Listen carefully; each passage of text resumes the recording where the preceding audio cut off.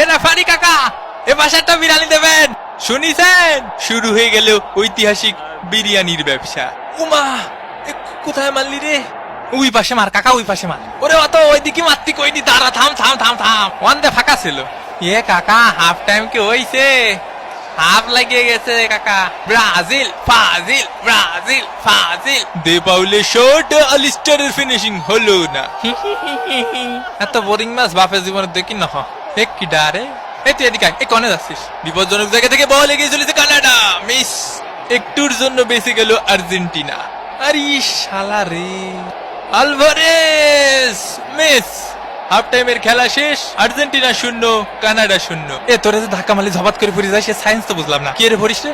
আল্লাহ যা করেন ভালো জন্যই করেন। আজকে মেসির 3 বল ঠেকাইছি, ডিমারিয়ার ঠেকাইছি সাইড দিয়ে। তুই আমার চিনিস বেড়া? আমার পিছনে লাগলে লাথি মারবো। এ আমার বিরিয়ানিতে আলু ছিল না। সব তোর মা তো আবার ব্রাজিলি সাপোর্টার। আবার নতুন জুতো কিনে দিলাম, ময়লা লাগাই লাইছি। এরম ধাক্কায় ধাক্কায়, খুসায় খুসায় ভালো কাই দিয়ে ঠেলে গুতে খেলতে হবে। হাই কাকা হাই।